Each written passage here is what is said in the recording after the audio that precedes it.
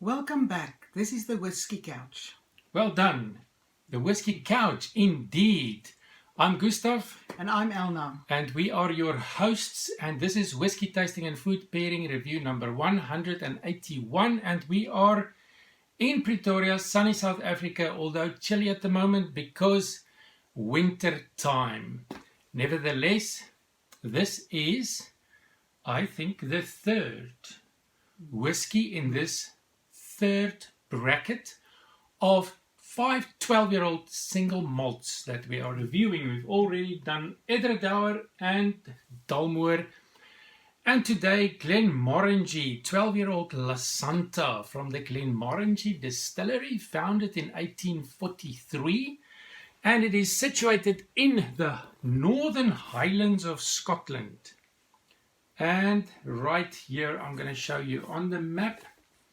Right there, this is our map. Sorry, I'm not blocking everything out. Lowlands, Highlands, and right around there is the Glenmorangie Distillery. And it is owned by Glenmorangie Distilling Company, part of Moet Hennessy Group.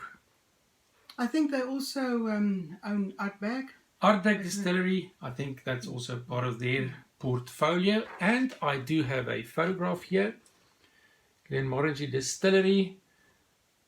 I visited them 2 years ago, and what a beautiful place in the Northern Highland of Scotland. Glenmorangie is the Gaelic for Valley of Tranquility and Peace. Fantastic meaning. Glenmorangie. It sounds romantic as well. It does. Sounds romantic. Okay, what does Lasanta mean? Lasanta, Glenmorangie Lasanta. I think Lasanta means warmth and passion. So the Lasanta is actually a very good whiskey for something like Valentine's, for a couple.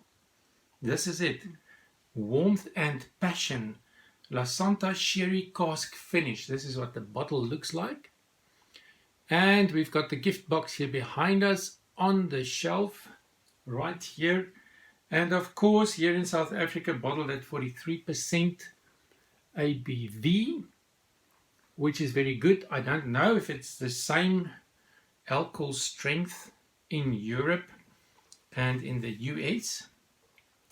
Matured for 10 years in ex-Bourbon casks, and then an additional 2 years in both Oloroso and Pedro Jimenez sherry casks. So that is why it's the sherry cask finish.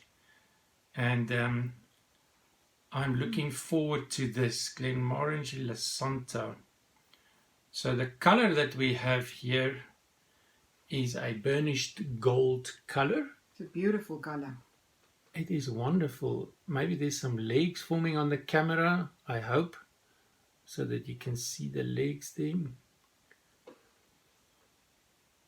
On camera it looks a bit lighter than it actually is.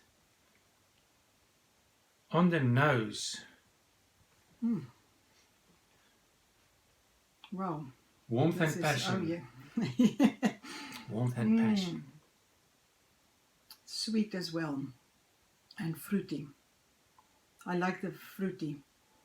If I compare this with the, for instance, the Dalmore that we've already done, this is a softer, more intriguing nose for me. And rich sherry caramel with the sweetness that you mentioned. I also get some nutty. Nutty. Like fruity and nutty. Fruity. And really good. A bit of the sherry cask spiciness on the nose as well.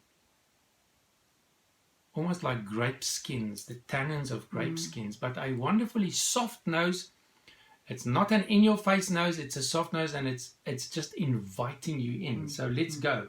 On the palate, slange. Okay.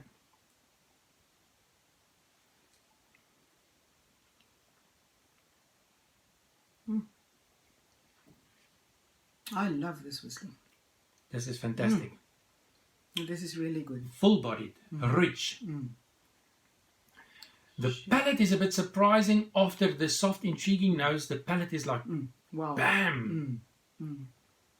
Sherry, sweet red wine. Dried fruit as well. Yes, like dried berries soaked in sherry. That's the picture that comes to mind. A bit of caramel, a bit of citrus from the ex-Bourbon casks. As well as the nutty. The nuttiness is there again. That was in the nose as well now, the nutty.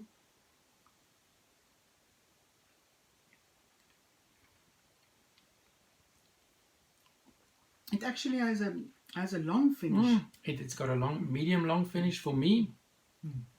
It's lingering, smooth. It's very balanced. There's nothing that peaks out. It is so well integrated. A pepperiness right at the end with a nutty dark chocolate. The nuts that you mentioned, it sort of develops into a nutty chocolate right at the end. I'm having fun. Oh yes, but I love this whiskey.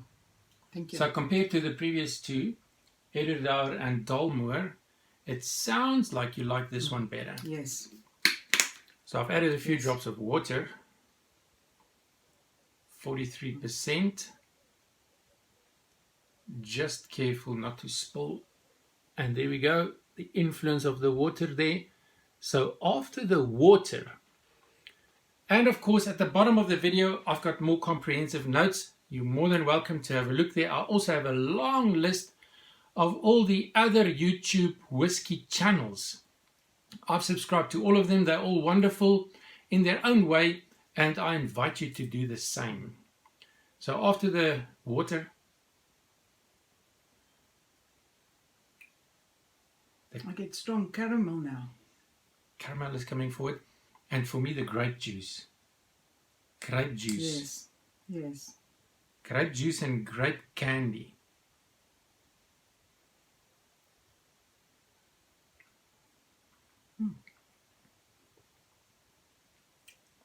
Very smooth now. Very, very smooth. It's just velvety. Glenmorangie, of course, claims to have the longest copper stills in Scotland out of all the whiskey distilleries, which of course causes a softer, smoother whiskey at the end of the day. And I think that's why we're having this smooth, velvety experience. And after the water, just more sweet red wine, soft malt, and the slight nuttiness. I love the nuttiness. It's really good. Combined with the sherry and the caramel and the berries.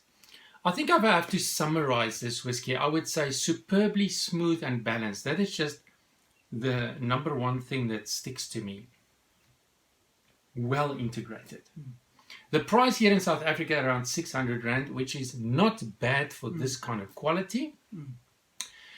In the UK, £50, and in the US, $60, depending, of course, where you buy it. And we are continuing our crepe theme. In South Africa, we call a crepe a pancake. In the US, a pancake is something different. It's a slightly thicker thing. We call the pancake in South Africa is a plaat cookie. And I don't know what that is in English now for the moment. What is it? A crumpet. More a crumpet, yeah. But nevertheless, I think that's the nearest you'll come. Crepe. And we always laugh for the pronunciation because we tend to say crepe. It should be crepe, but we say crepe. We say crepe, yeah. I don't know if it's right. This is our crepe for the Glenmorangie Lasanta. Right there, a crepe pocket. And the filling to connect with the Lasanta is a berry jam and a berry syrup cake filling with whipped cream. And my mouth is just starting to water even as I say it. And you can be first. You can see if you... Maybe I should just show it again nicely. There we go. Berry jam and berry syrup cake with whipped cream. We're going to see if we can get a bite off of that. And the berries and the berry syrup The maltiness will connect to the grape, the creaminess to the whipped cream, and the sweet fruitiness of this whiskey will connect to this berry jam, berry syrup. I've got a wonderful piece here. Oh, yes. You sort it.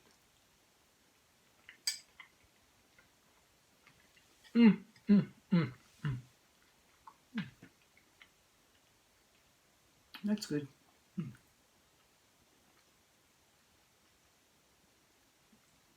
Even the aromas on the nose is connecting. This pairing is really, it's good. I'll give this a 10 out of 10. This is absolutely gorgeous. Does it enhance something for you? I'm trying to think. It's just so well integrated, even with the pairing. What comes out? I think the fruitiness, the nuttiness. The fruitiness and the nuttiness No, is it's emphasized by this pairing for me, I personally. think this pairing is really, this is a 10 out of 10. You like this very I much. like this very much. Well, there you go. Glenmorangie Lasanta, the third whiskey in this third bracket of 5 12-year-old whiskies. And what is the next one that we are doing? Number 4 is the Glenfarclas. Oh, Glenfarclas, and then one of Elna's favorites, the Macallan 12. yes. Oh, yes. So until the next video, and right at the end, of course, we're going to do the summary again and the blind tasting to see which one is both of our respective favorites. Until next time, Sláinte. Sláinte.